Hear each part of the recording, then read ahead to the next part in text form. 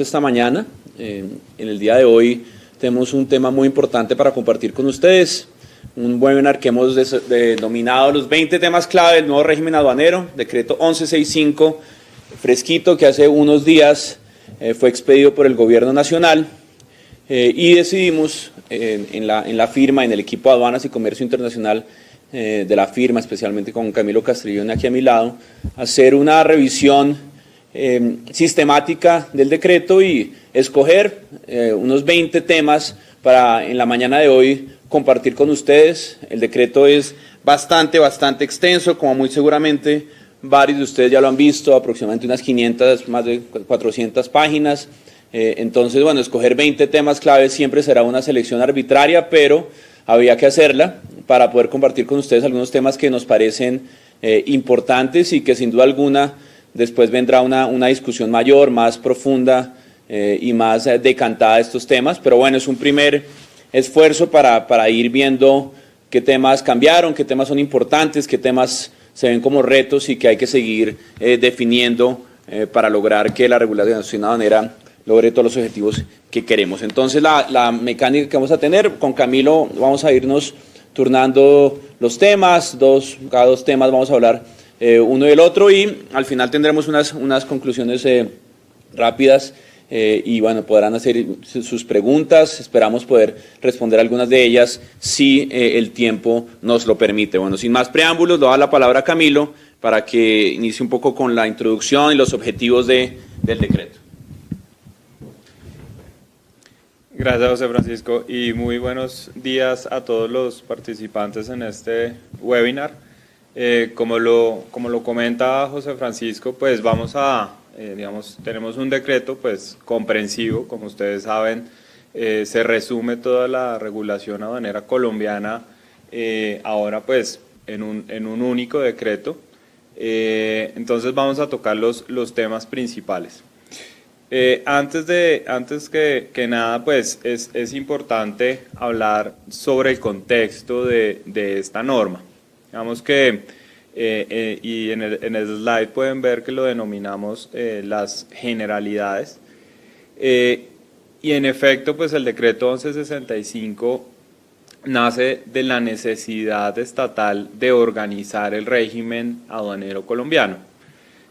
Como ustedes saben, tenemos un mandato general, que es la Ley Marco de Aduanas, la Ley 1609 del 2013, que en cierto sentido había sido desvirtuada por una pluralidad de normas que se habían venido expidiendo desde el año 99, luego se recopilan en el año 2016 con el decreto 390, y hasta la fecha veníamos ya con 3 decretos y varias resoluciones, casi 5 o 6 resoluciones, que obviamente no estaban atendiendo al principio rector de la ley marco, que era el artículo 5 sobre criterios generales. Para los que pues están, digamos, familiarizados con la ley marco de aduanas, el artículo 5 de esta ley es la que se denomina criterios generales y es la que establece que el gobierno nacional deberá desarrollar la ley marco a través de decretos, y es muy importante que la ley marco establece que deberán tener en cuenta los elementos de la seguridad jurídica. Y esto, digamos, la seguridad jurídica es el llamado que nos hace el gobierno con la expedición de la norma vigente. Si uno pudiese resumir digamos, en unas palabras, la nueva regulación aduanera es un poco el sacrificio de modernización por la seguridad jurídica en materia aduanera colombiana.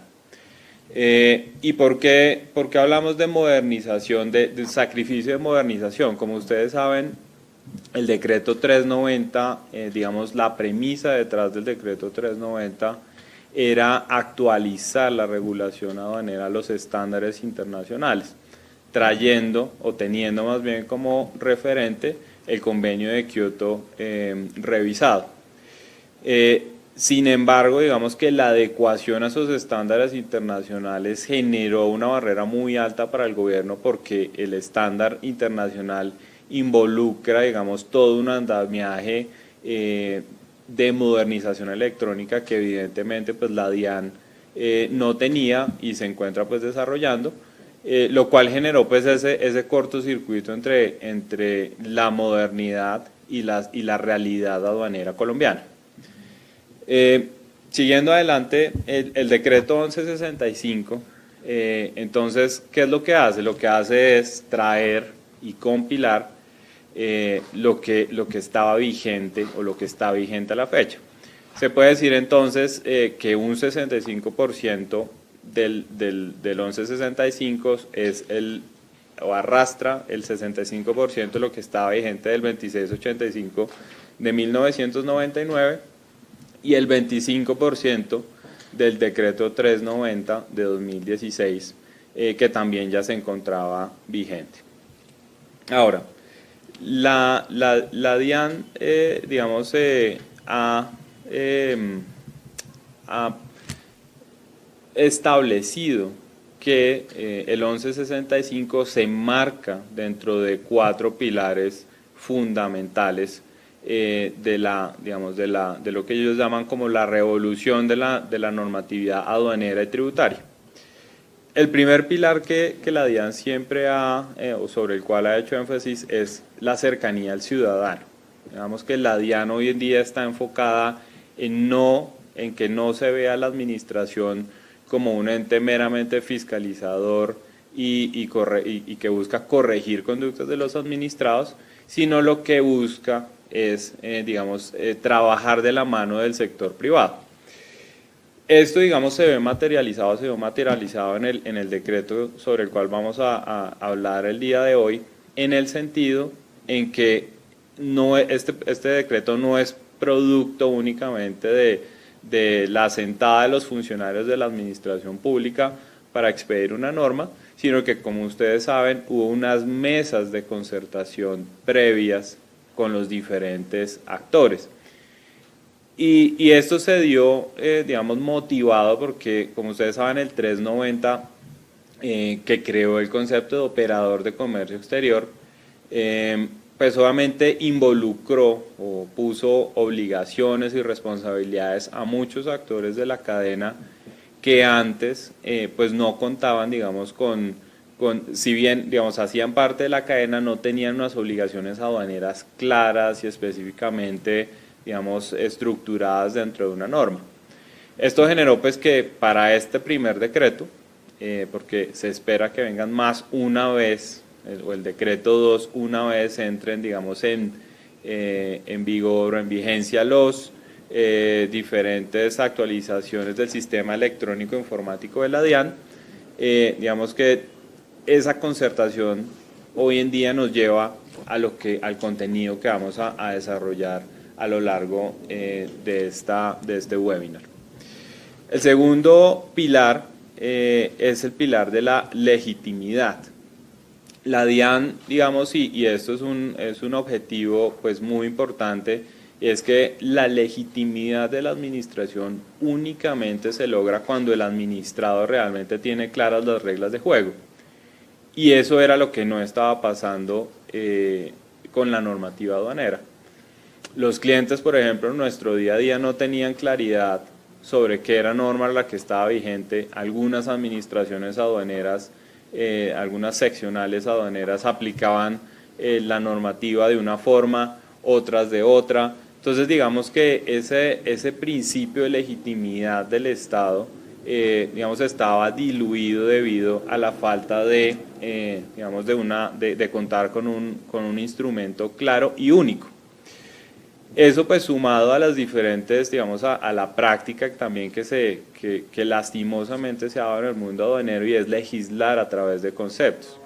Cuando el concepto habla por la norma, pues obviamente hay un problema, hay un problema muy grave, porque la norma tiene que hablar por sí sola y el concepto lo que tiene es que aclarar, o lo que tiene es que, desmenuzar la norma en el sentido de que el administrado pueda utilizarla de una forma u otra.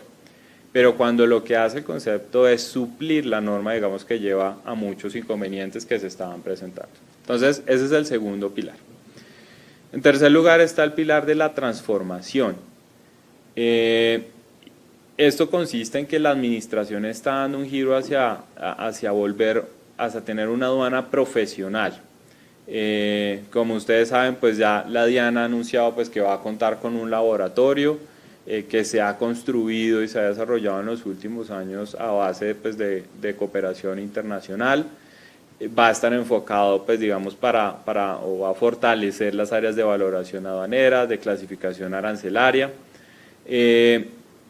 Y solo para darles otro ejemplo, el grupo, por ejemplo, de operador económico autorizado, nos comentaban que acaba de ser fortalecido con 12 funcionarios más y se espera que haya, digamos, un ingreso de funcionarios adicional. Esto entonces es muestra de ese pilar de la transformación que ya se está viendo en la realidad. Y finalmente, el pilar de la modernización.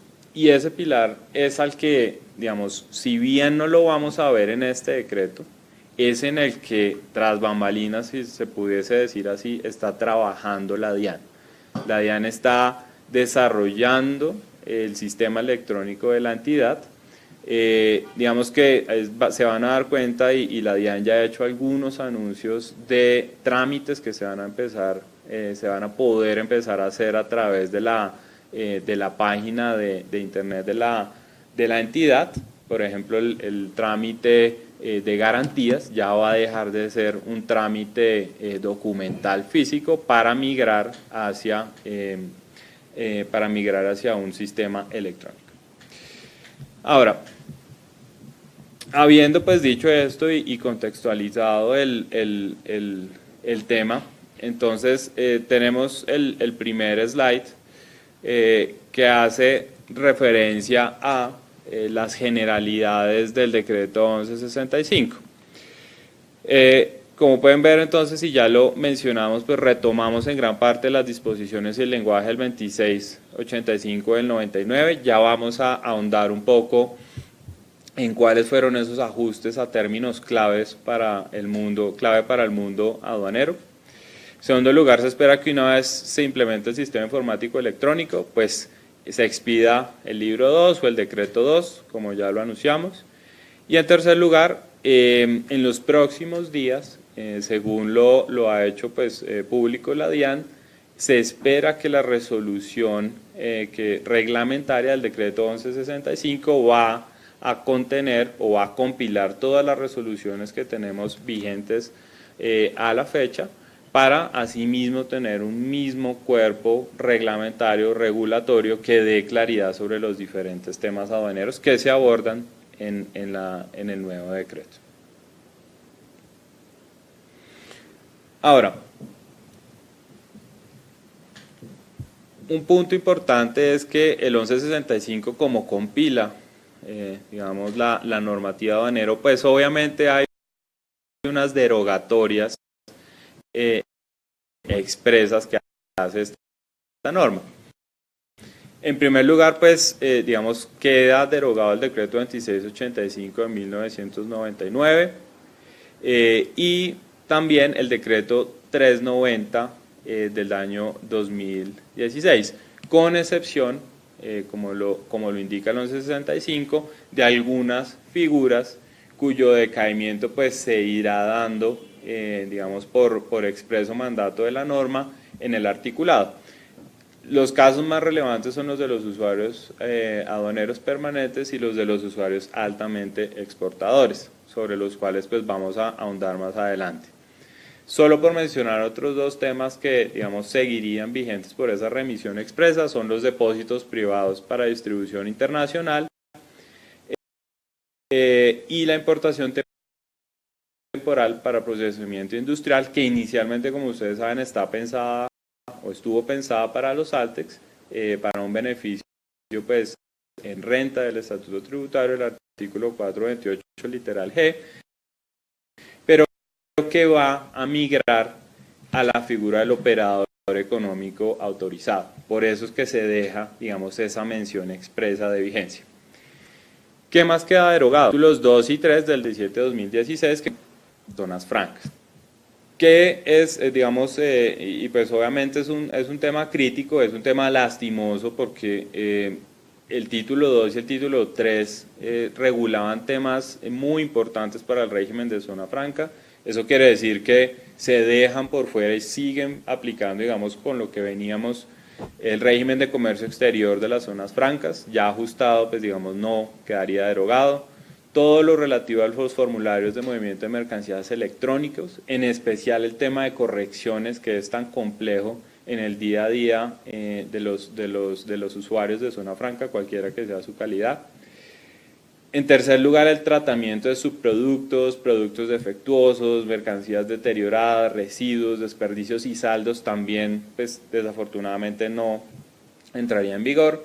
Y por último, todo el rediseño del régimen sancionatorio y al procedimiento sancionatorio para el régimen de zona franca, pues tampoco, digamos, entraría en vigor.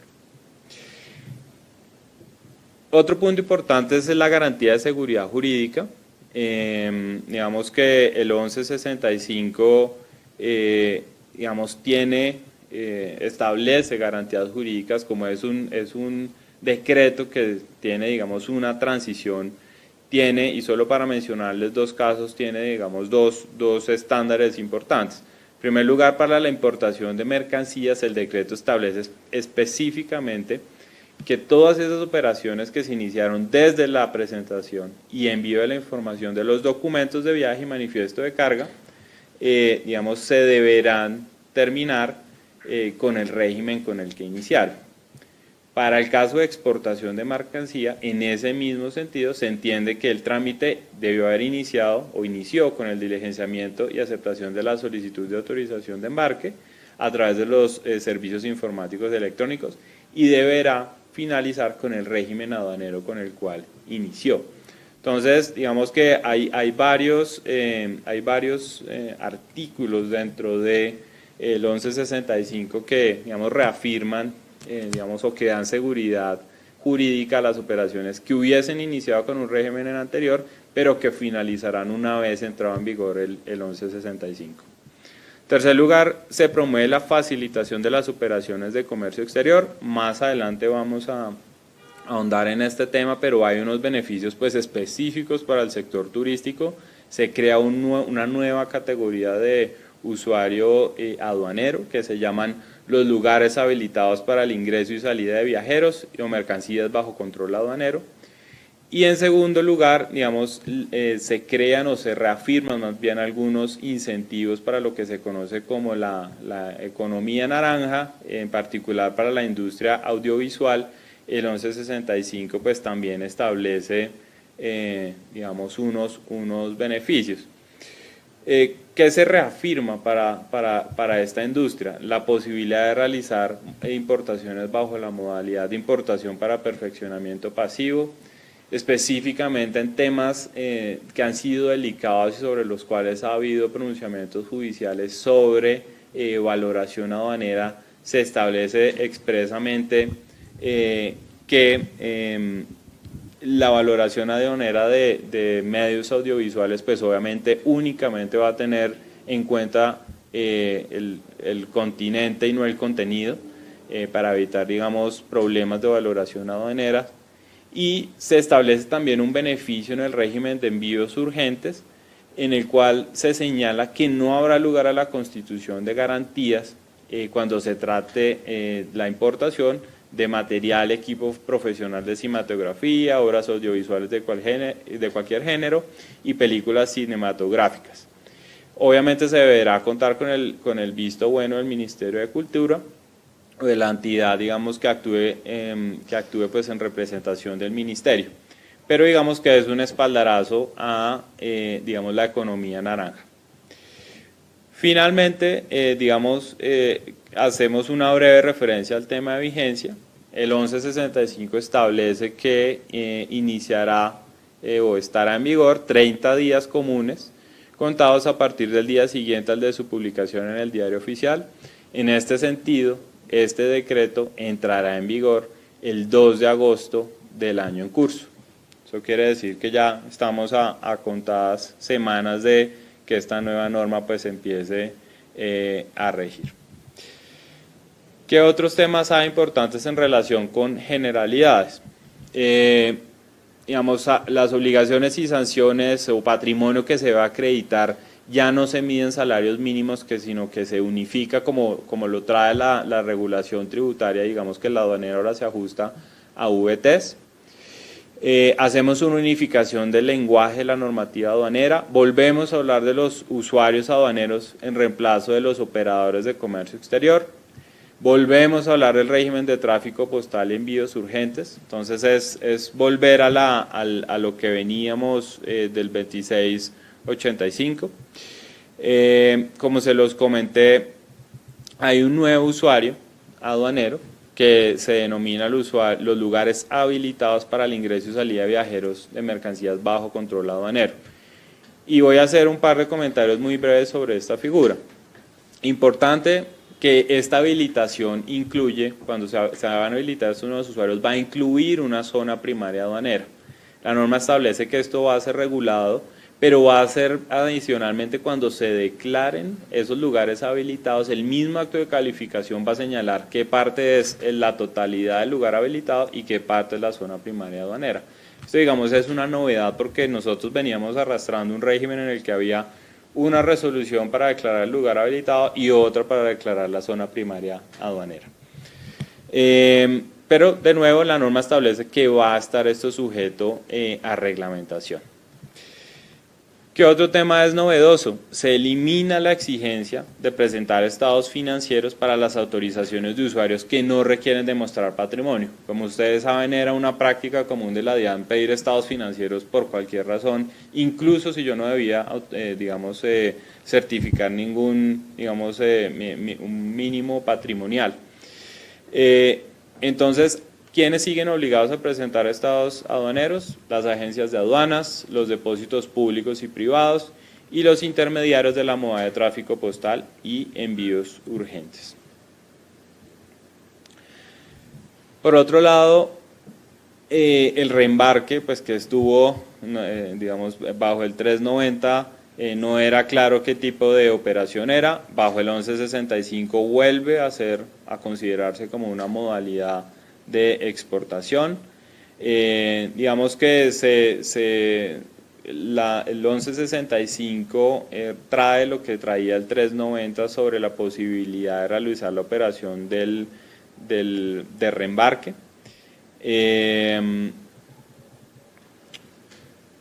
Luego entonces queremos resaltar que la norma habla o establece que todas las habilitaciones que se otorgaron bajo el decreto 390-2016 no deben ser homologadas.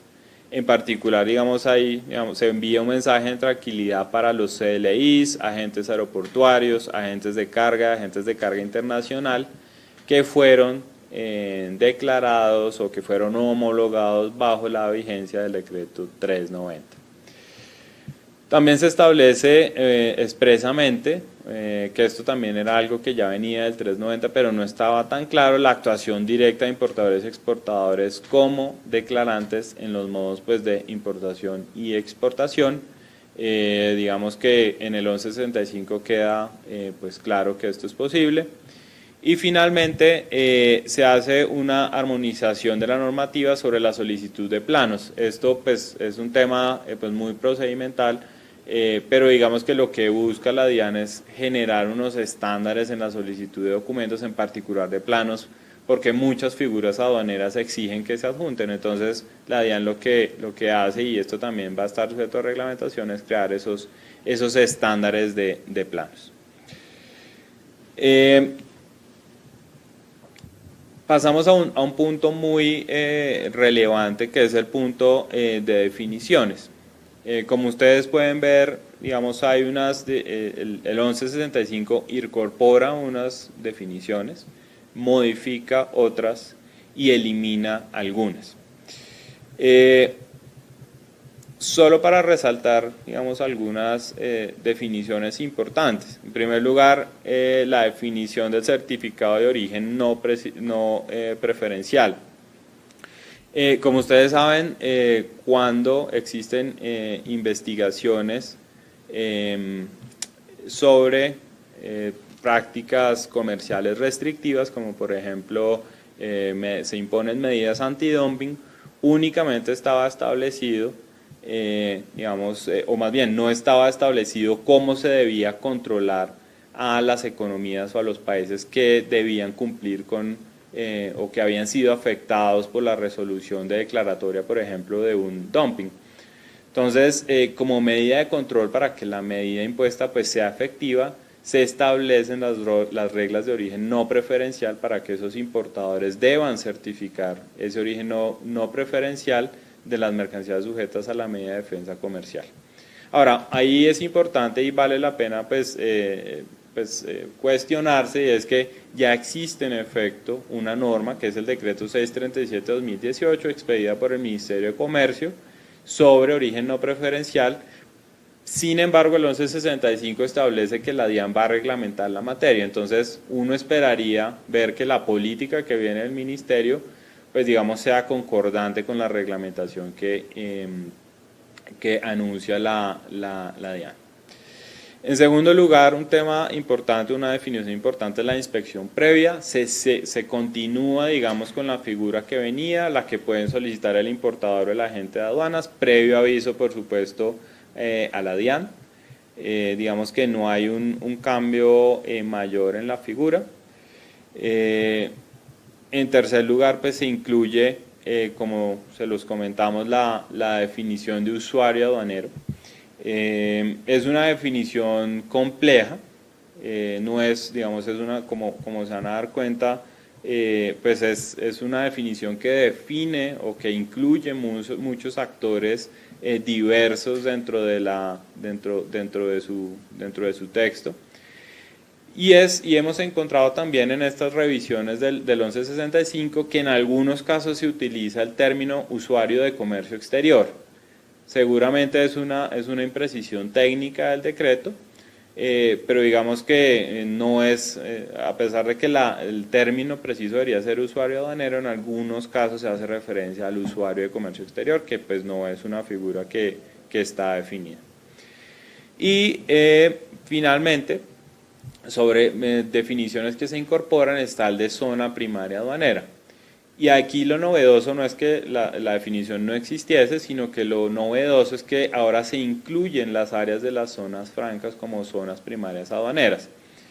Esto no es que no hubiese existido, sino que de facto, digamos que la administración o la DIAN ejercía un poder, su poder de fiscalización y de control en las zonas francas. Entonces digamos que esto es una formalización de lo que en la práctica ya venía ocurriendo al interior de las zonas francas.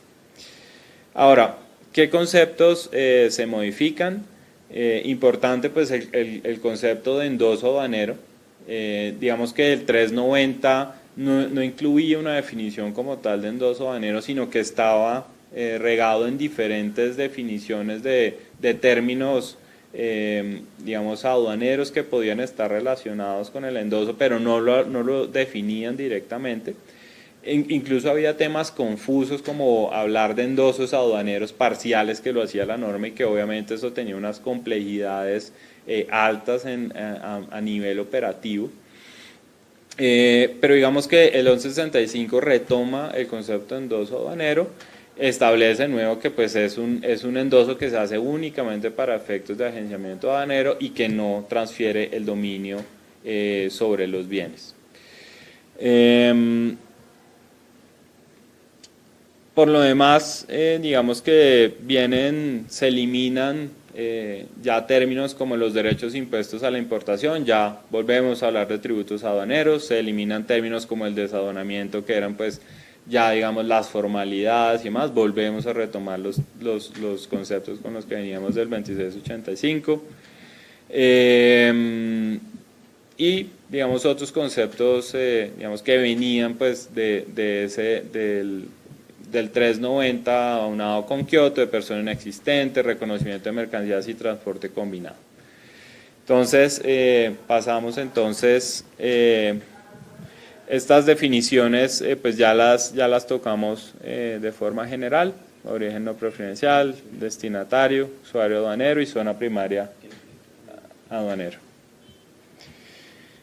Y digamos que hay un tema muy relevante, no es que el tema no existiese, pero es un tema sobre el cual también queremos hacer algún énfasis, y es sobre el tema de análisis integral. El 2685 contemplaba el tema de análisis integral, no es que no existiese, el 390 y el decreto 349, que pues modificó y adicionó el 390, también lo incluyeron de forma general. Y digamos que lo más relevante aquí es, como ustedes saben, durante el año 2018 la DIAN expidió la circular externa 002, que contenía los lineamientos como se debía entender al análisis integral. El 1165 casi que calca la circular externa 002 de 2018, en el sentido pues de, uno, establecer, o más bien reconfirmar la aplicación del principio de análisis integral en los 3 momentos claves de control de la DIAN, que como ustedes saben son el control previo, el control simultáneo y el control posterior. De gran relevancia es que el análisis integral expresamente establece que el administrado y en consecuencia la DIAN deberán tener en cuenta para hacer ese análisis integral, pues obviamente los documentos de viaje y los documentos soporte por norma que existen, pero también se deberán tener en cuenta los documentos soportes de la operación comercial y cualquier certificación del responsable del despacho en el exterior. Esto pues obviamente va a facilitar la comprensión de los inspectores en aduana cuando no entienden una operación o cuando no es una operación habitual, con cualquier documento, soporte de la operación comercial o documento que me envíe el despachante en el exterior, el funcionario debería llegar a ese convencimiento, esa claridad en aplicación del criterio de análisis integral para permitir que una operación aduanera pues siga adelante. Finalmente, pues el análisis integral también va a permitir, digamos, solventar los errores en descripción y errores en cantidad de mercancías. Obviamente pues, se establecen algunos criterios que deberán ser superados por el solicitante de la aplicación de este principio. Por ejemplo, en los errores en cantidad se va a exigir que haya previamente un pago de la totalidad de los tributos aduaneros para que el funcionario pueda aplicar el criterio. Pero digamos que se aplaude básicamente este criterio, esperamos, de análisis integral que se aplique efectivamente en las operaciones por parte de la administración. Bueno, un siguiente tema que trae este decreto es la confirmación de que los UAP y Altex desaparecen. Digamos que eso es algo que se esperaba que de pronto se le diera largas o algunos UAP o Altex mantenían la esperanza de que se cambiara de opinión, pues se confirma la visión del gobierno y de la DIAN de que se migra del concepto de volumen que tienen un poco los UAP y tamaño de UAP y Altex al nuevo concepto de seguridad que vamos a ver en los OEA. Entonces, quedan el artículo 766 por allá casi al final, en la parte de disposiciones transitorias, nos confirma la crónica de una muerte anunciada, que es la desaparición de los UAP y Altex y sus prerrogativas el 22 de marzo del 2020. Entonces tenemos más o menos unos 8 meses para que los UAP y los sucursales aduaneros permanentes y los altamente exportadores migren hacia OEA o reajusten sus operaciones, ya que a partir de esa fecha perderán todas sus prerrogativas. Esto es muy importante entonces para esta planeación de las operaciones. Como pueden ver también, entonces se incluyen pues, disposiciones de qué pasa en esa transición. Ahí creo que el artículo 766 es un artículo bien redactado, es largo, pero genera, digamos, cobija, digamos, abarca toda lo que va a ocurrir, qué pasa si había unas importaciones en tránsito, qué pasa con los pagos en ese momento, qué pasa con las pólizas. Todo está de cierta manera detallado, entonces una invitación a las UAP y Altex para que se lean en detalle este artículo 766 para saber cómo va a ser su transición, especialmente si tienen otras autorizaciones, como por ejemplo una de depósitos o inclusive hasta podrían ser usuarios de zona franca que tienen otro juego de pólizas y ver cómo interactúan estas pólizas y cuándo deben incluir las modificaciones o las nuevas pólizas. Está otra fecha clara que es el 17 de enero de 2020. Entonces, UAP o Altex que no modifique o no cambie sus pólizas al 17 de enero de 2020 puede perder las otras autorizaciones que tiene. Un último punto que entonces queda, otro punto que queda un poco de la lectura, pero no por la inclusión, sino por su ausencia, es el famoso usuario de confianza. Otra de esas figuras que el 390 había traído y había, digamos, venido de cierta manera, a completar ese panorama de sistema de gestión del riesgo y donde está el OEA de primero, después los usuarios de confianza y después los demás mortales, pues brilla por su ausencia el usuario de confianza. En discusiones con colegas pensaríamos entonces que quizá tácitamente queda derogado porque no está. Es decir, si era una figura que está en el 390 y no se incluye de manera expresa en el 1165, no está. Lo cual hace aún más dramática la situación para algunos UAP y Altex, porque si al 22 de marzo del 2020 no se han convertido en OEA o no han logrado su autorización de OEA, pues pasarán a ser, en sentido del Código Civil, acreedores quirografarios, es decir, como mortales y sin ningún beneficio, van a tener, digamos, una afectación importante en su operación, en el manejo de pérdida de beneficios como el pago consolidado de tributos aduaneros, la póliza única, levante automático para los importadores, en fin. Entonces ese punto queda como un punto de ausencia, pero que es muy importante para el siguiente punto, que es entonces una migración casi, pues no obligatoria, pero sí para aquel UAP o Altex que su operación depende de algunos de esos beneficios que estaba mencionando, es casi obligatoria, y ese es el siguiente tema que hablamos, que es el operador económico autorizado. Se incluyen algunas normas, se consolida el régimen del operador económico autorizado en este decreto, se recogen las normas, se consolidan los beneficios, está en un solo cuerpo normativo, y de cierta manera se consolida que va a depender entonces el procedimiento de su autorización con base en el análisis de sistema de gestión del riesgo. Un tema interesante es que en esa fecha, en ese día que hablábamos del 20 de marzo, una vez expire, digamos, el término de vigencia o de los Altex, los beneficios de Altex operarán de manera automática para los OEA que estén autorizados en ese momento en modalidad de exportación. Eso implicará presentar la solicitud de autorización de embarque global para efectuar cargas parciales, la eliminación de la inspección física aduanera, bueno, en fin. Todos esos artículos están recogidos en el artículo 6.3, todos estos puntos están recogidos en el artículo 6.3 y de cierta manera completa entonces un catálogo muy atractivo para las OEA, y es entonces estos dos temas una invitación entonces a los UAP o a los Altex para de cierta manera considerar cada vez más la autorización como OEA. Es algo que ya vemos en las cifras que presentaba la DIAN la semana pasada. En este momento ya hay 84 OEAs autorizados, 242 en trámite. Entonces ya superaríamos en poco tiempo, consolidando estas dos cifras de autorizadas y solicitudes, estamos rondando los 350, que ya empieza un poco, obviamente faltan, si uno ve pues los números que había de UAP y Altex, pero ya empezamos a ver entonces ese despertar de la importancia de pasar al régimen de OEA, teniendo en cuenta, y esperamos que esas cifras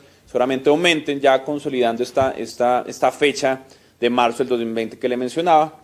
De estas cifras que les mencionaba, ya hay 3 agencias de aduana autorizadas y 4 en trámite.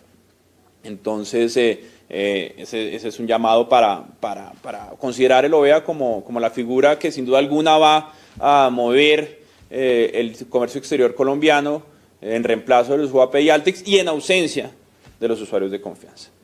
La DIAN anuncia que el siguiente, digamos, operador, o ya operador esa palabra ya no se puede usar, el siguiente usuario que figurará, o sea, que será llamado a poder ser autorizado como EA serán los puertos y las agencias de carga internacional, que pronto tendrán una reglamentación para que también puedan de esa manera completar, ir completando los diferentes entes de la cadena logística que logren esa certificación o esa autorización OEA, que cada vez tiene más beneficios, no solo localmente, sino de interacción con las aduanas de otros países.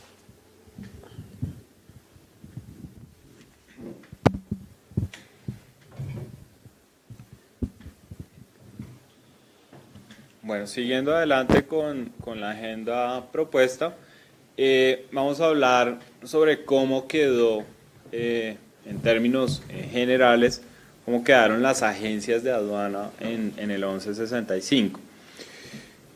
Tal vez el primer tema pues, relevante es que las agencias de aduana de nuevo vuelven a ser reconocidas como declarantes.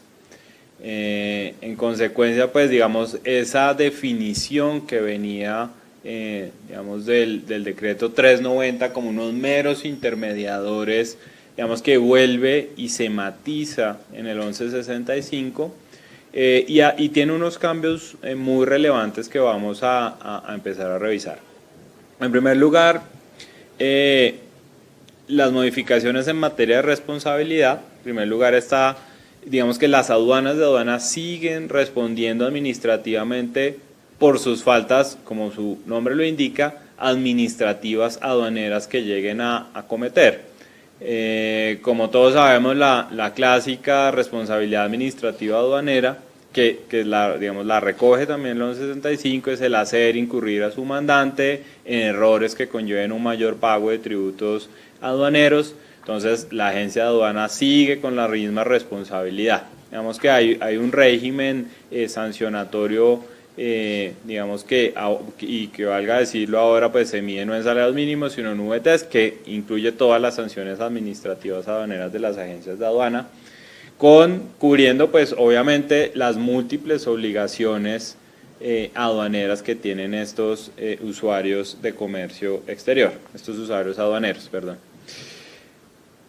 Ahora, el punto que es más relevante es la responsabilidad directa por tributos aduaneros. Como ustedes saben, pues este siempre ha sido un tema álgido que ha generado múltiples interpretaciones, que ha llevado también a diferentes fallos judiciales en el sentido pues de definir quién es en últimas quien responde por el pago de los tributos aduaneros. Hasta el 390 digamos que es claro, y el 1165 digamos que retoma ese principio, es que quien es responsable por los tributos aduaneros es el importador. El 390 hablaba de una responsabilidad por el pago de los tributos aduaneros por parte de la agente de aduanas cuando hay una persona jurídica inexistente.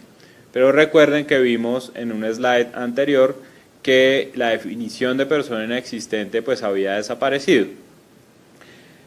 ¿Qué pasa en el 1165? En el 1165 se establece que las agencias de aduana responderán directamente por tributos aduaneros y hace una referencia, que es una referencia, digamos, muy poco ortodoxa, podría decirlo así.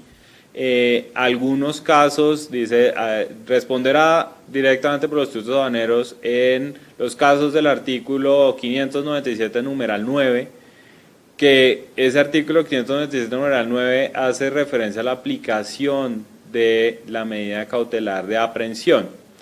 Y en ese numeral noveno del artículo 597, solo para resaltar algunos ejemplos de cuándo, por ejemplo, respondería una agencia de aduanas directamente por los tributos aduaneros, vamos a citar dos.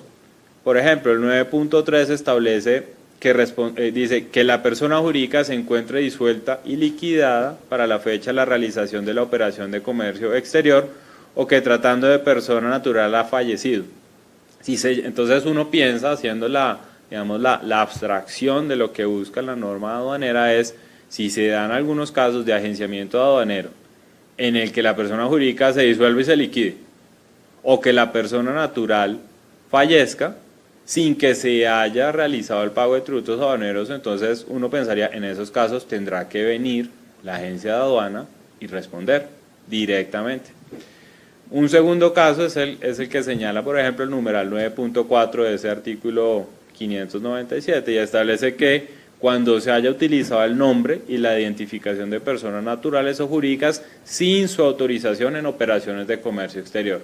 Es decir, cuando hay una suplantación de la personalidad, ya sea de una persona jurídica o una persona natural, en esos casos deberá responder directamente la agencia de aduanas. Esto entonces es un llamado a los agentes de aduana para revisar con detenimiento sus contratos de agenciamiento aduanero, porque las vuelven y cambian las normas de juego. Todas las revisiones que habíamos hecho hasta la fecha de contratos de agenciamiento aduanero, pues obviamente tendrán que volver a ser revisadas, no solo por los temas de responsabilidad, sino también por todos los cambios en terminología, en términos, en todos, digamos, los aspectos relacionados con la operatividad de la figura del agente de aduanas. Entonces, ese es un cambio muy relevante, es un cambio que seguramente pues, va a dar para muchas controversias y para mucho debate. No sé si José quería. En segundo lugar, digamos que hay un cambio también importante, y es en relación con el patrimonio mínimo que deben acreditar las agencias de aduana, que ahora se indica en VTs. Ustedes pueden observar que hay un cuadro comparativo en el que se establecen los 4 niveles de las agencias de aduanas, y se van a dar cuenta que los montos ya en pesos, pues obviamente el ajuste es bastante alto. Por ejemplo, miren las agencias de aduanas nivel 1, que debían acreditar un patrimonio mínimo bajo el 2685 de 3.500 millones de pesos, bajo el 1165 casi pues no se duplica, pero quedan en 5.000, casi 5.500 millones de pesos la acreditación patrimonial. ¿Cuál es nuestra interpretación de la norma sobre si las agencias de aduana que están hoy en día habilitadas, si deben hacer esta homologación? La lectura que nosotros le estamos dando está basada en el artículo 768 del 1165, que es la que habla sobre la vigencia de los registros aduaneros. ¿Qué establece esa norma? Esa norma señala que todos los registros, las autorizaciones, inscripciones, habilitaciones que se encuentren vigentes a la fecha en que entre en vigencia, en vigor el presente decreto, sea el 1165, continuarán vigentes, pero la norma establece siempre y cuando se mantenga la vigencia, la renovación y la certificación de las garantías en los términos previstos en el presente decreto. Esa última parte, la de en los términos previstos en el presente decreto, es la que nos lleva a pensar que las agencias de aduana tendrán que actualizar su patrimonio para efectos de seguir operando como tal. Entonces, ahí también se abre un tema de discusión muy interesante para estos actores de la cadena de comercio exterior. Más cuando, según el último reporte, pues a julio 15 de 2019 de la DIAN, existen en Colombia 188 agencias de aduana nivel 1, 101 agentes de aduanas nivel 2, y entre nivel 3 y nivel 4 unas 10 agencias de aduana. Entonces no es menor el número de jugadores en esta, digamos, en esta industria, por lo cual pues el 1165 sí hace un ajuste importante, y lo que siempre ha expresado la DIAN, digamos, no de forma explícita, en algunos casos lo ha hecho, pero es un poco la depuración las compañías que se dedican al agenciamiento aduanero, que sean compañías serias, que sean compañías sólidas, que sean compañías, digamos, que presten, digamos, servicios eficientes y de valor a los operadores o a los importadores y exportadores. Ahora, otras modificaciones que son importantes en relación con lo relacionado a la certificación de no deudas ante la DIAN. Traíamos del 2685 que no se debían tener deudas exigibles al momento de la solicitud.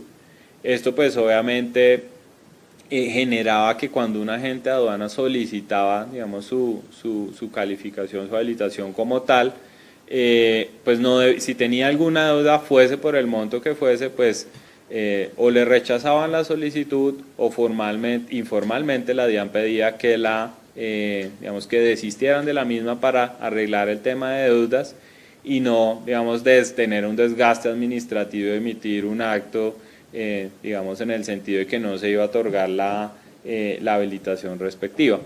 El 1165, digamos, si bien establece pues, el requisito de que no se deben tener deudas, digamos, vencidas o en mora al momento de la calificación, sí permite que esas deudas se paguen con ocasión de la solicitud, es decir, no hay una interrupción del procedimiento administrativo de habilitación del agente de aduanas, sino que se le da la oportunidad para que éste se ponga al día y digamos siga el procedimiento normal de su habilitación. ¿Qué más hace el 1165? Aclara algunas obligaciones de las agencias de aduanas, en particular, digamos, queremos hacer referencia a tres. En primer lugar, mantener aprobado actualizado ante la DIAN el manual de funciones en relación con representante legal, agentes de aduanas y auxiliares aduaneros. Esta obligación únicamente a la actualización de los funcionarios que interactúan con la DIAN.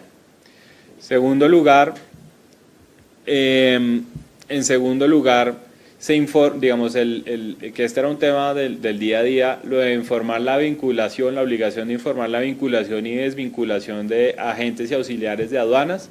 Antes lo teníamos en un día y pues obviamente esto generaba que a alguien se le olvidara o que no lo hiciera. Ahora se amplía ese término a 3 días, lo cual pues es, digamos, es bastante ajustado a la realidad.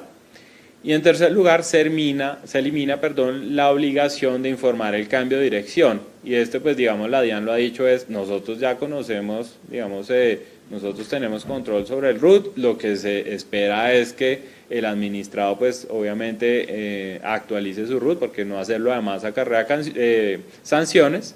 En este sentido, pues se elimina esa obligación. Siguiendo adelante con los temas propuestos, vamos a hacer una breve mención al tema de garantías. En primer lugar, se eliminan los objetos de las garantías, es decir, como ustedes lo saben, el 390 tenía un artículo que establecía lo que debía expresamente decir la póliza. El 1165 hace exactamente lo mismo. Lo que debe decir la póliza es lo que se establece en el artículo 29 del decreto 1165, garantizar el pago de los tributos aduaneros, sanciones, intereses, eso es lo que deberá decir la póliza.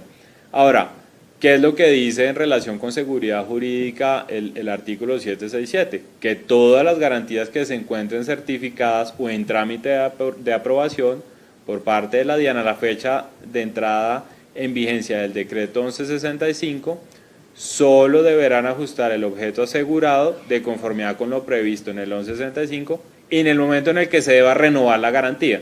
Entonces, no se preocupe, no tiene que ir ya mismo a hablar con su corredor de seguros para modificar el objeto de la póliza, sino que en el momento en que se va a renovar la garantía, ahí se hará el ajuste respectivo al objeto cubierto por esta.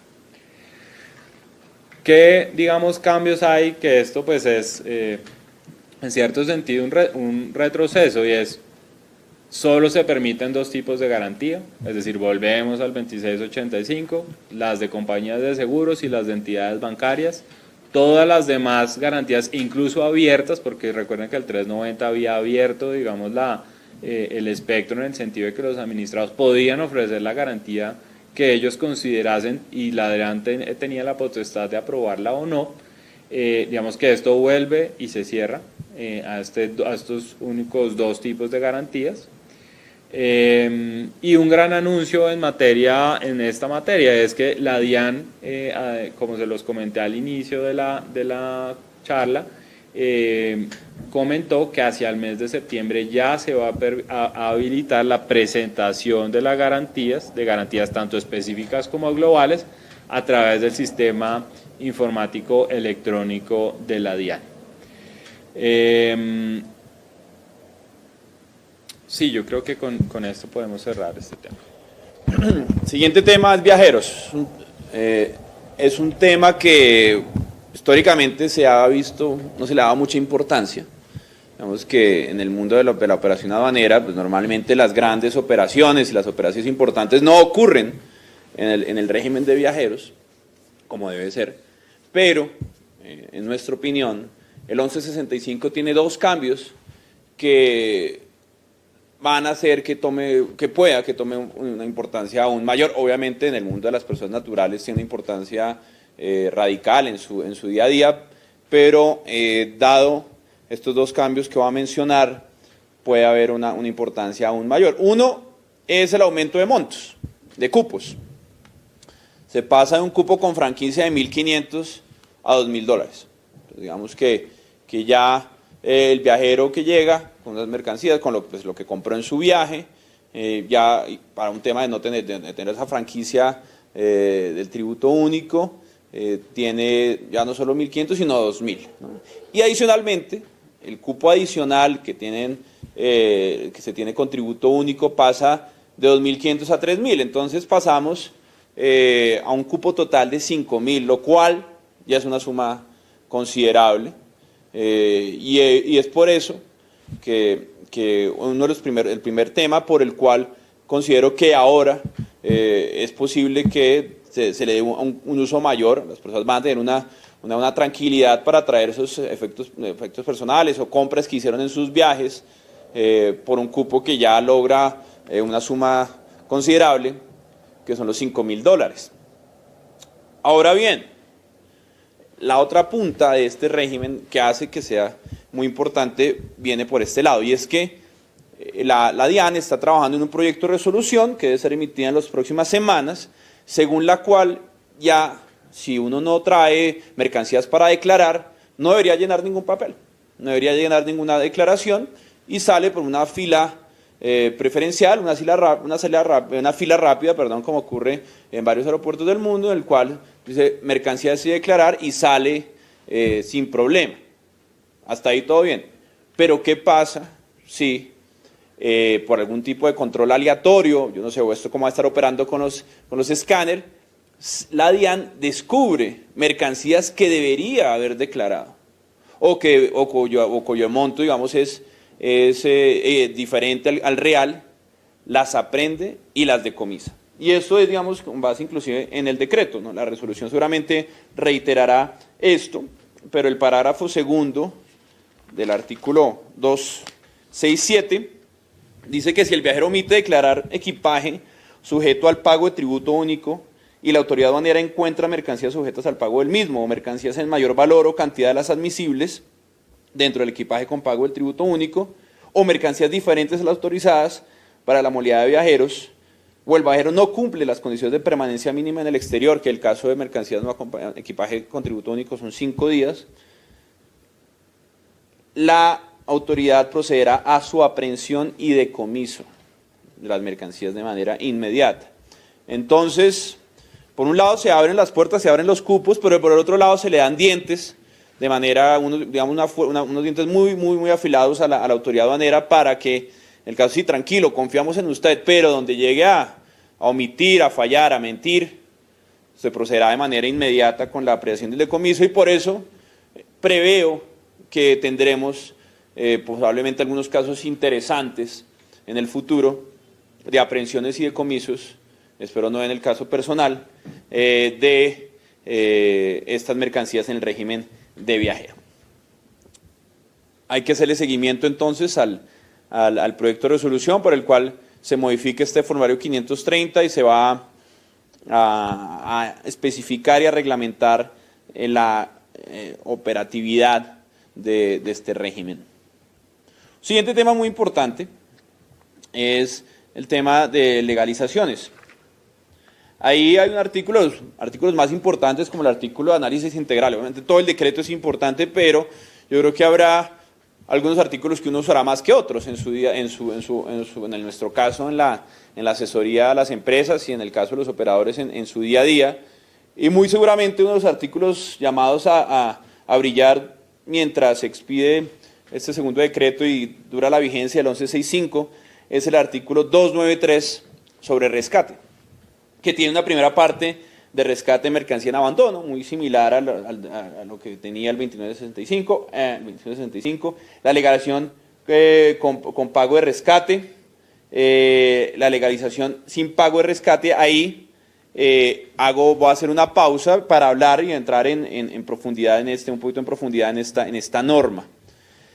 Ahí es un artículo de unos 5 párrafos y tiene diferentes temas en sí mismo muy importantes. Por un lado, extiende de 15 a 30 días la legalización sin pago de rescate, tanto en temas de sobrantes como en temas de lo que llamábamos que no era mercancía diferente. Es decir, por ejemplo, cuando hay descripciones parciales o incompletas o errores o omisiones parciales en el serial, referencia, modelo y marca, que se incluyen, digamos, todos los aspectos de manera comprensiva en la norma, en la declaración de importación, que no conlleven a que se trate de mercancía diferente, se podrá presentar declaración de legalización voluntaria sin pago de rescate, es decir, sin costo alguno, dentro de los 30 días calendarios siguientes al levante de la mercancía.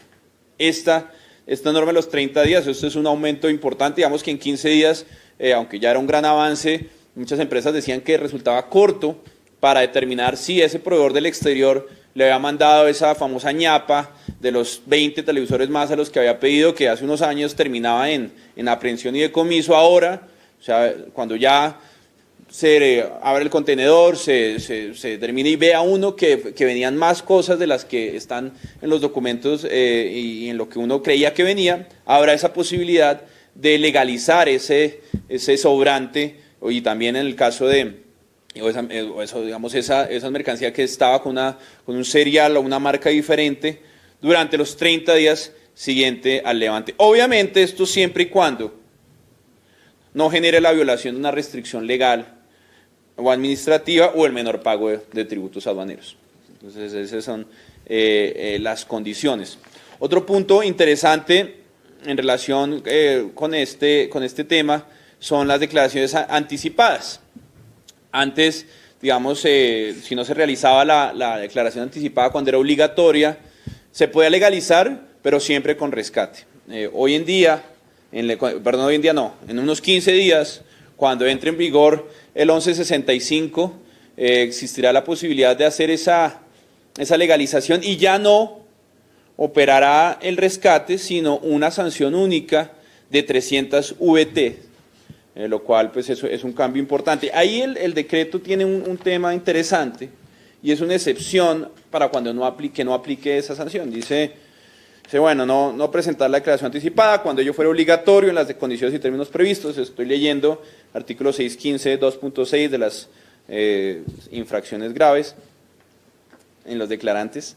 La sanción a imponer será una multa de equivalente a 300 unidades de valor tributario que deberá liquidarse. Bueno, no habrá lugar a la sanción cuando el transportador anticipa su llegada sin informar sobre tal circunstancia.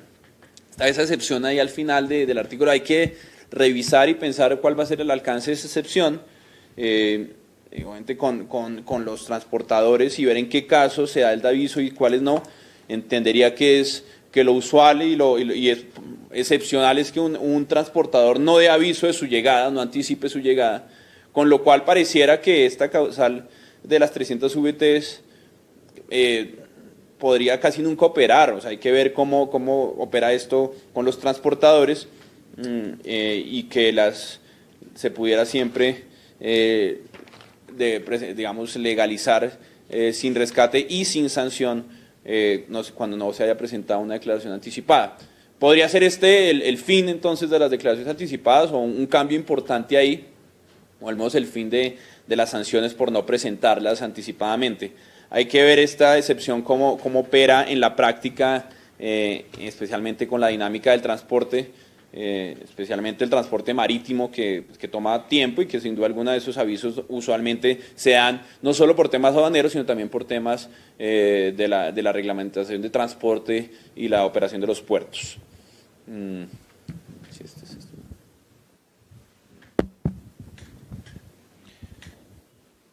Listo, siguiendo adelante, el 1165 también hace algunos ajustes a la figura de los centros de distribución logística internacional.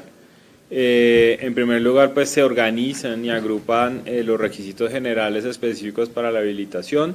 Obviamente, pues estará por entrar también en vigor pues la resolución reglamentaria, que pues seguramente recogerá ya los aspectos técnicos operativos que se han venido pues desarrollando a través de dos resoluciones que reglamentaron el decreto 390. En segundo lugar, el 1165 confirma los lugares pues donde pueden ser habilitados los CDLIs. Digamos que hace un match ya con la ley de financiamiento, con la ley 1943 del año pasado, para que los centros de distribución se desarrollen en puertos, en aeropuertos o en las infraestructuras logísticas especiales. Ahora, el 1165 sí trae temas novedosos sobre esta figura. En primer lugar, permite que coexistan dentro de las áreas habilitadas como CDLIs, también depósitos públicos, siempre y cuando eso sí establece la norma, que recaigan sobre el mismo titular del puerto o aeropuerto. Entonces, esa coexistencia no estaba contemplada, pero ahora el 1165, digamos, abre esa posibilidad. Segundo lugar, se permite que los CDLIs se amplíen a lugares no adyacentes, digamos al puerto o al aeropuerto, pero digamos que la norma establece que se permitirá, digamos, esa ampliación siempre que el área sobre la cual se pretenda obtener la ampliación se encuentre ubicada dentro del mismo puerto, aeropuerto o infraestructura logística especializada.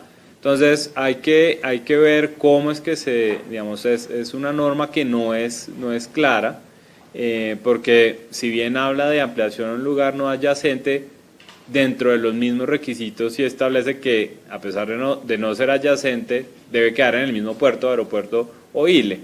Entonces, pues hay que revisar cómo es que se va a aplicar en la práctica esta, digamos, esta novedad que trae el decreto 1165.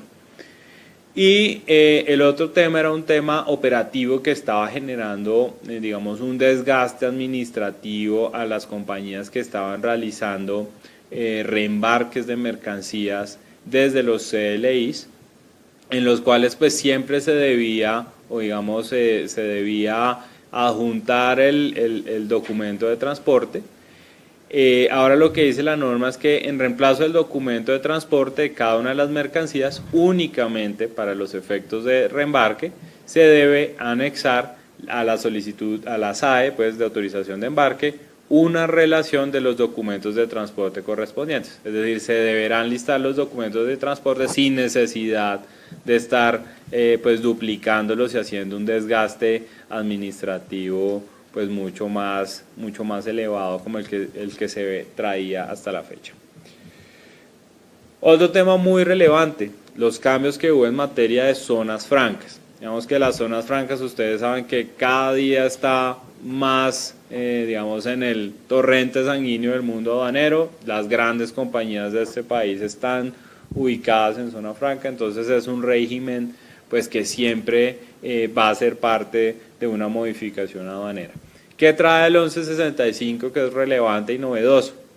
En primer lugar, y esto se aplaude porque era algo que se estaba pidiendo a gritos, era la posibilidad de realizar exportaciones por tráfico postal y envíos urgentes de mercancía que sale desde las zonas francas hacia el resto del mundo. ¿Cómo contempla la norma que funcione esto? En primer lugar, digamos que la norma abre la posibilidad a que el lugar de embarque quede en la misma o en diferente jurisdicción, que eso, digamos, esto atiende, digamos, a la realidad de muchas zonas francas y, digamos, va a ser positivo. Y en segundo lugar, ya entrando un poco en la operatividad de esta permisión, es que el intermediario de tráfico postal y envíos urgentes deberá anotar en la guía respectiva el formulario de movimiento de mercancías que entregue al usuario de la zona franca, y el formulario de movimiento de mercancías entonces se vuelve en un documento soporte de esa guía que acompaña el envío. Entonces, este es un cambio pues muy importante que va a empezar a generar una dinámica diferente en las zonas francas. En segundo lugar, se reafirma, digamos, la posibilidad de hacer exportaciones temporales para perfeccionamientos pasivos desde el territorio aduanero nacional a las zonas francas. Hay, digamos, y esto pues hay que ver por qué se hizo así, pero hay una diferenciación de si el receptor de esas exportaciones temporales es una zona franca permanente especial o una zona franca permanente, en un usuario industrial o comercial de una permanente. Cuando el receptor es en una zona franca permanente especial, la norma dice que solo se requiere como documento de soporte un formulario de mercancías y, por el contrario, cuando el receptor es un usuario industrial o comercial, en este caso sería un industrial en una permanente, la regla general es que deberá estar amparado en una solicitud de autorización de embarque. ¿Qué más cambios existieron en materia de zonas francas? Se permite una figura también que es el cabotaje especial para mercancías que salían de zona franca al resto del mundo por una aduana diferente. Esto en general, digamos, le va a simplificar la vida a zonas francas dedicadas, digamos, o a la producción o al almacenamiento de algunos commodities que por efectos digamos, de las reglas comerciales de transporte debían ser consolidados en un lugar para ser cargados en los diferentes medios de transporte y hacer mucho más efectiva la cadena logística. Sin embargo, esto no se estaba pudiendo hacer. Ahora con el cabotaje especial, digamos que hay un cambio muy positivo para algunos actores de zona franca. Y un tema muy novedoso, y es que el pago de las declaraciones de importación cuando el usuario industrial es el que realiza la importación, que es algo que, como ustedes saben, trajo el decreto 2147, establece que en esos casos las declaraciones de importación, los tributos aduaneros deberán efectuarse a más tardar dentro de los 2 meses siguientes a la fecha de presentación y aceptación de la declaración. Si no, se deberá presentar una nueva declaración de importación. Pero entonces fíjense que este es un tema positivo porque digamos que es un alivio en caja para los usuarios industriales que realizan operaciones de importación dentro de sus instalaciones. Finalmente, como se los comentamos, pues quedan derogados los títulos 2 y 3 del 2147 y finalmente el régimen, el 1165, también va a permitir la coexistencia de la habilitación de puntos para la importación, exportación y embarque por redes, ductos y tuberías con zonas francas. Que esto, digamos, que está pensado para algunos usuarios industriales, digamos, muy específicos que realizan, digamos, unas actividades de producción, por ejemplo, de hidrocarburos o algunos derivados, para permitirles realizar algunas actividades que inicialmente, digamos, no estaban contempladas en el 2147.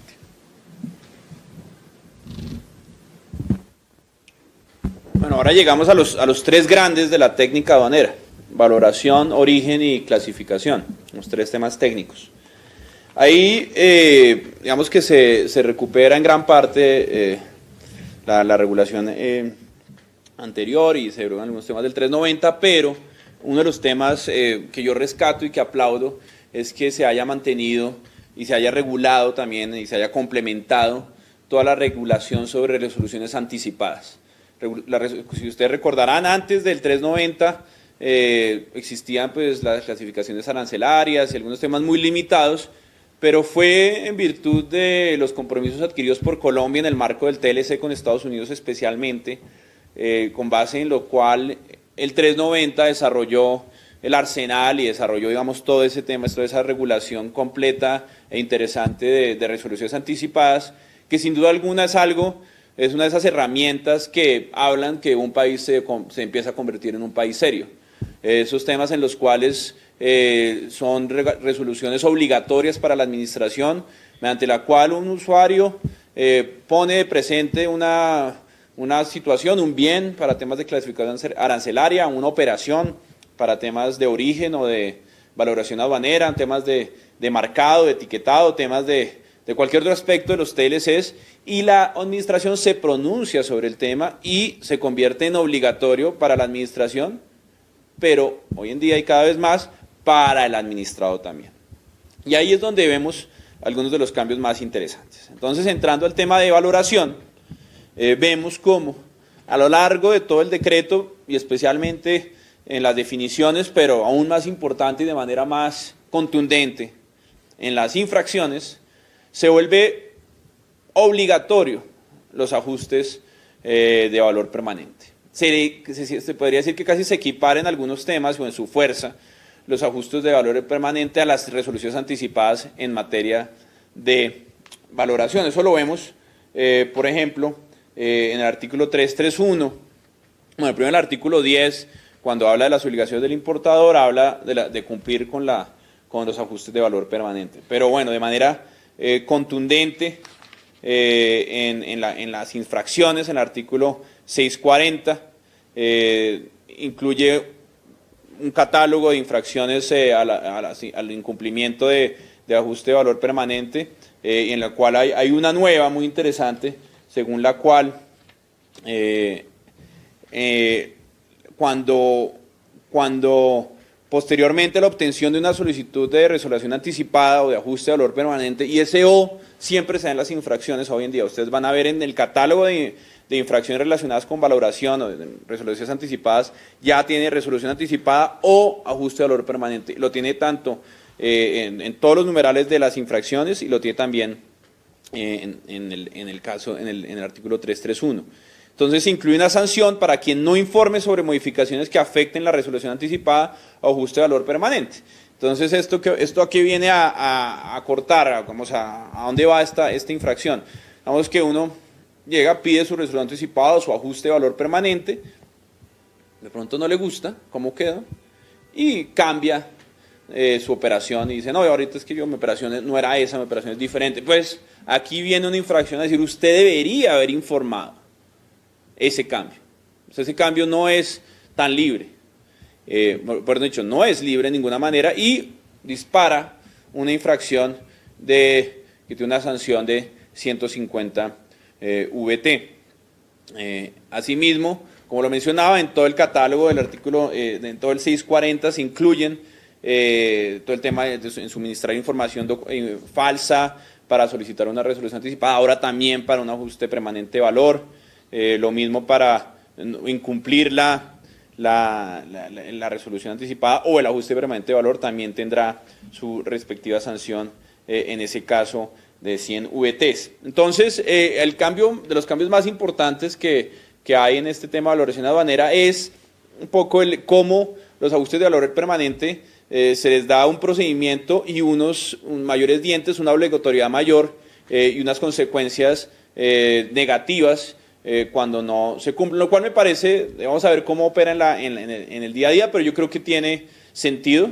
Me parece que así como se le exige a la administración claridad y certeza y seguridad jurídica, pues se le tiene que exigir al administrado lealtad, buena fe en la información que da y en la manera como maneja su operación. Un cambio menor fue que se eliminó la sanción relacionada con la declaración andina de valor simplificada, no la normal, no la tradicional, la simplificada, que en su momento existía el 390, pues nunca se implementó y digamos que era algo que vamos a ver en la comunidad andina si se le da un giro, pero para que se use, pero en principio digamos que desaparece. En cuanto a origen, también pasa un poco lo mismo, se incluyen las normas, se rescata temas de la regulación anterior de manera principal y se incluyen temas del 390 para dar una sola regulación unificada. Ahí el cambio más importante, de los cambios que yo más resalto, es el reconocimiento de la importancia cada vez mayor de las verificaciones de origen.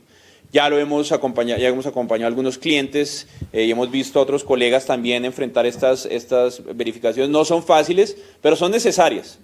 Sin duda alguna, cuando un TLC o un acuerdo comercial da prerrogativas arancelarias, las da con base en una buena fe y en unas reglas de origen y en unos aspectos técnicos que deben cumplir los productos. Entonces, es por lo menos decir que no es justo, por no decir más, que productos que no cumplen con esas reglas de origen simplemente por pasar por un país, por decir, por Estados Unidos como plataforma logística, vengan a decir ahora que son bienes estadounidenses para efectos del TLC. Por eso es que las auditorías de origen, las verificaciones de origen son cada vez mayores.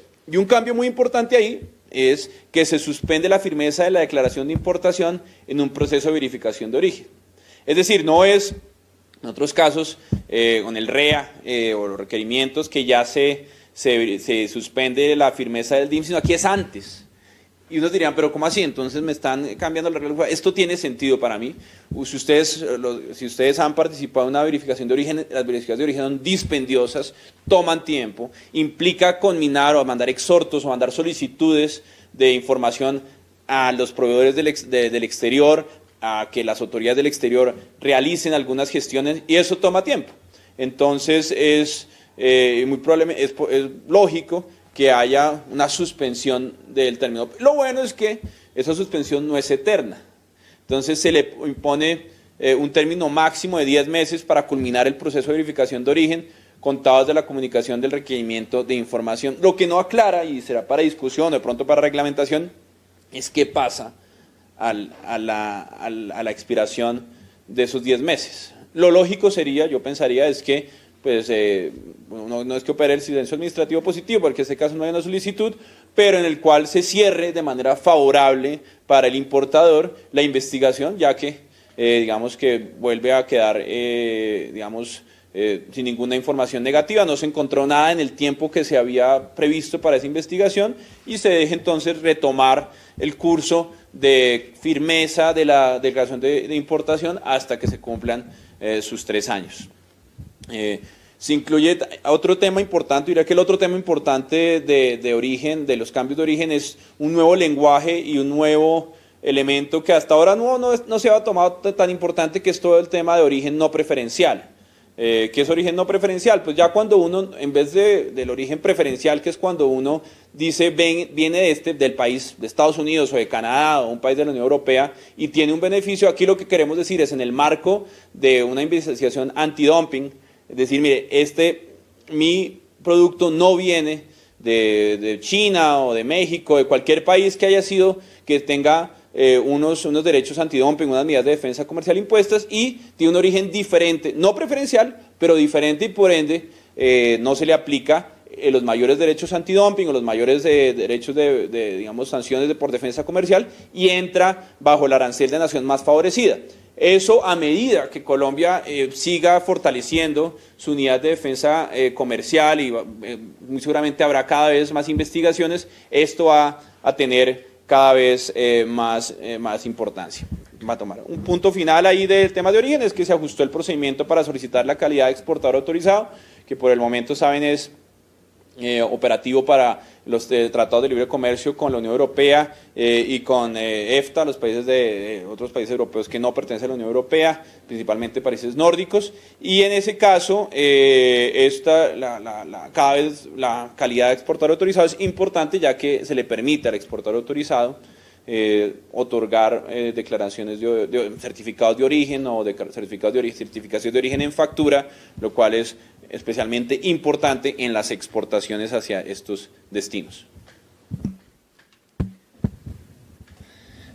Gracias. Ya vamos, pues estamos próximos a cumplir nuestro horario establecido, por lo cual vamos a revisar los temas que nos quedan de una forma mucho más rápida. En primer lugar está el tema de clasificación arancelaria.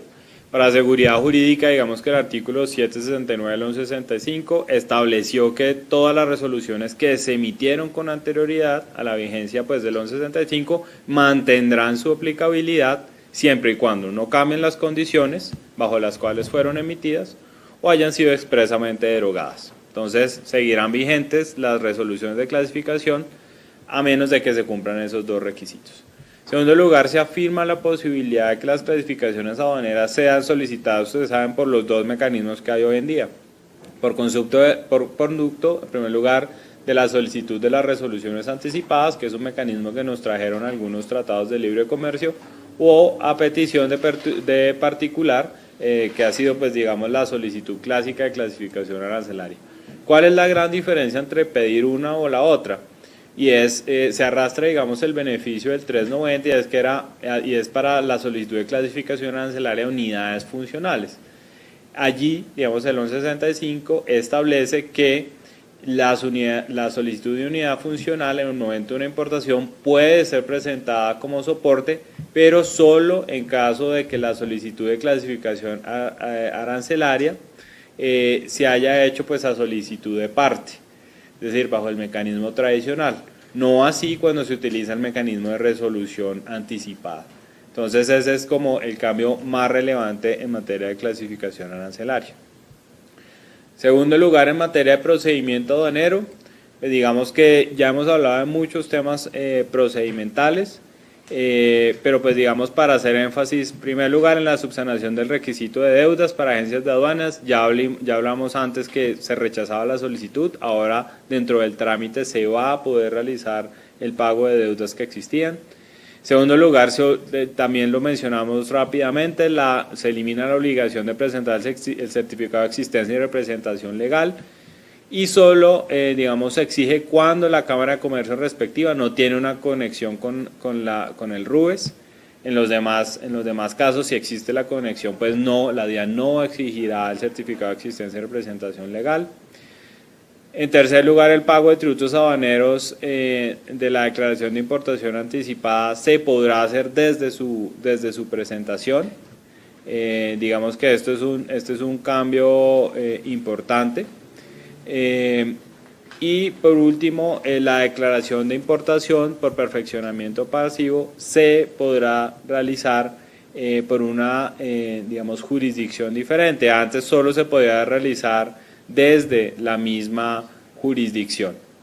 Esos fueron los cambios más importantes a nivel de procedimiento administrativo. En cuanto a depósitos, se mantiene la regulación antigua y principalmente un tema importante es que se otorga competencia a las direcciones seccionales para la evitación de derechos privados transitorios. Esto tiene sentido teniendo en cuenta que los depósitos privados transitorios requieren urgencia, requieren rapidez, requieren celeridad por parte de la administración para ser otorgados. Normalmente, digamos que existe siempre un término máximo de 3 meses para el depósito, entonces pues es lógico que sean las seccionales y no el nivel central, que de pronto está más congestionado, de temas un poco más estructurales, que se encargue las direcciones seccionales que tienen un conocimiento local y digamos operacional mucho mayor de las necesidades puntuales y pueden hacer esas verificaciones en caso de ser necesarias. Es importante obviamente que estos permisos no se vuelvan en trabas, no se vuelvan tampoco en un foco de corrupción, seamos muy claros, siempre que hay un permiso, una habilitación de este tipo, pues existe un control en la puerta y no queremos que eso ocurra, entonces hay que estar muy atentos a eso y denunciar. Otro cambio importante es que en un depósito público se podrá almacenar mercancía nacional o nacionalizada, tanto como mercancías extranjeras, obviamente diferenciando este artículo, que es muy importante, el artículo 83, que es un artículo que tiene pues, 2 parágrafos, y en su parágrafo segundo es donde dice que se puede custodiar y almacenar mercancías nacionalizadas y mercancías nacionales, de acuerdo con su actividad comercial.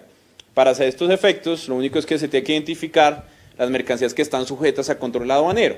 y las mercancías nacionalizadas y las mercancías nacionales, así como su respectiva ubicación. Es un tema, digamos, que es obvio, pues para no lograr que se confundan, pero un tema que hace unos años era impensable lograr que en un mismo recinto, de manera separada, hubiera esa coexistencia de mercancías.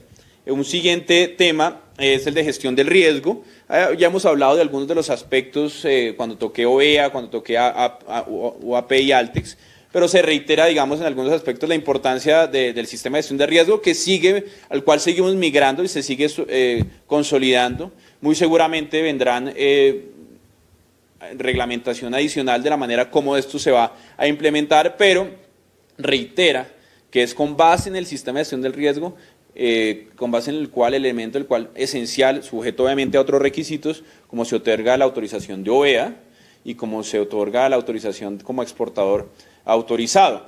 Un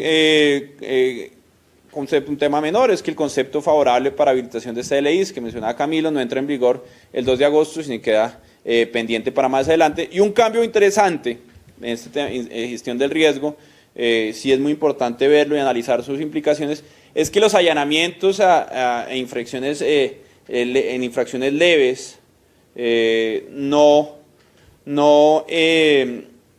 afectan la calificación de riesgo. Entonces es el artículo 610, y así lo dice: el allanamiento en infracciones leves no afecta la calificación de riesgo. Entonces surge un interrogante ahí, y es que hay muchas infracciones que no se catalogan en leves o graves o gravísimas, sino simplemente son infracciones y ya sin ningún tipo de graduación, como por ejemplo las de valoración aduanera. Entonces ahí dirían, ¿qué pasa en este allanamiento? ¿Siguen la regla de las leves o las otras?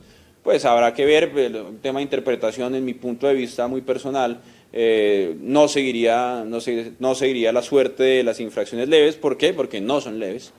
Las leves son solo las que son categorizadas como tal, y por ende la interpretación ahí debería ser restrictiva desde mi punto de vista, y por ende muy seguramente ese allanamiento podría afectar. Eso es un tema que muy probablemente tiene mucha tela donde cortar y merecerá mucha discusión, pero al menos es un gran avance que si el infractor en un tema menor acepta y acorta y logra el tema de eficiencia en la administración, no se le afecte su nivel de riesgo.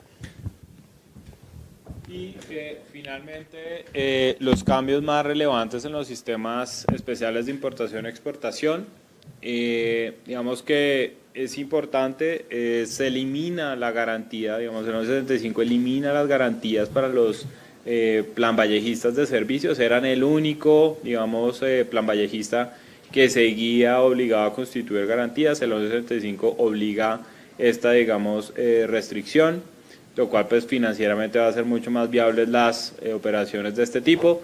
Lastimosamente, pues este plan Vallejo de servicios sigue atado al listado de servicios que se encuentra pues en 2 decretos del Ministerio de Comercio. Esperamos, ojalá pues esto quede pues abierto a cualquier tipo de servicio. Es un debate que se ha dado en los últimos años y esperamos pues siga adelante.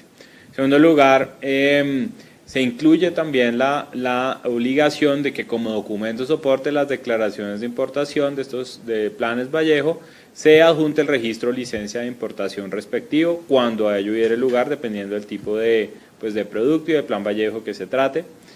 Finalmente se elimina la obligación de certificación del Ministerio de Comercio para presentar declaraciones de importación de materias primas, insumos o bienes intermedios cuando estos no se exporten y se encuentren dentro del plazo de cumplimiento de compromisos de exportación.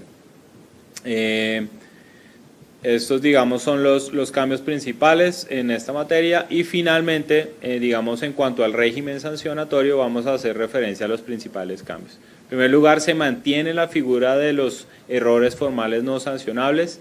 Se encuentra regulada en el artículo 613 del 1165, que establece 3 supuestos en los cuales se entiende que hay errores formales no sancionables. Esperamos que con la aplicación de estos, pues obviamente, digamos, las sanciones impuestas por la DIAN pues se mitiguen y se haga, digamos, se materialice el principio de la ley 1609, la ley marco en el sentido de que primará lo sustancial sobre la forma. Adicionalmente se precisan los conceptos de solidaridad y subsidiariedad. Algunos de ustedes seguramente padecieron que la DIAN en su momento bajo el 390 le remitía los requerimientos especiales a todos los obligados directos o indirectos asociados con una operación. Ahora digamos que el concepto de solidaridad y subsidiariedad se circunscribe únicamente a la etapa de cobro de las obligaciones aduaneras, no a toda la parte sustantiva, digamos, de emisión de requerimiento y de procedimiento administrativo aduanero. Y finalmente pasamos a 45 causales de aprehensión y decomiso, lo cual pues es una reducción sustancial y eso pues se realiza en conexión directa con la falta de implementación del sistema informático electrónico de la DIAN.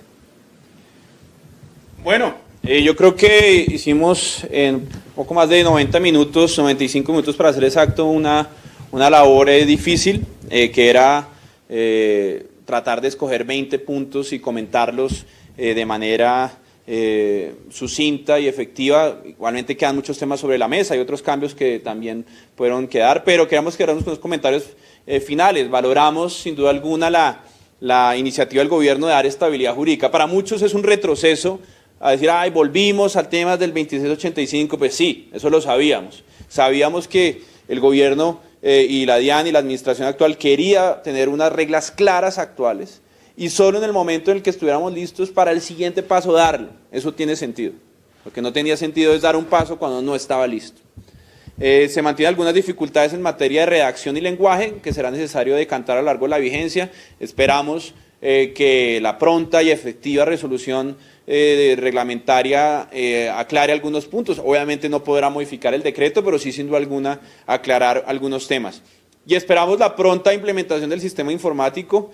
Es algo que nuestro país requiere y a gritos, y que es importante lograr ya pronto saltar a unos esquemas, a unos protocolos a niveles de Kioto y a niveles, digamos, correctos del mundo actual. Estamos ya quedamos atrasados con este decreto, pero con unas reglas claras, y pronto estemos listos para hacer los cambios que necesitamos, y que el decreto 2 o el libro 2 pronto llegue con ese nuevo, digamos, mundo de la facilitación de comercio y el lenguaje más actual. Pero por el momento el decreto 1165 creo que cumple su objetivo de dar estabilidad jurídica, cumple su objetivo de garantizar unas reglas claras por el momento, y será una plataforma ideal para el siguiente tema. Entonces, bueno, eso era por hoy. Quedamos atentos, no alcanzamos a responder sus preguntas, pero vamos a revisarlas,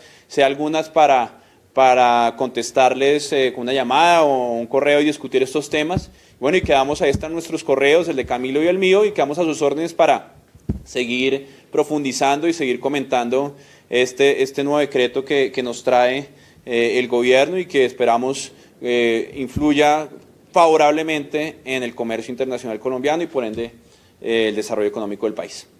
Bien, muchas gracias nuevamente. Muchas gracias. Y hasta la próxima ocasión.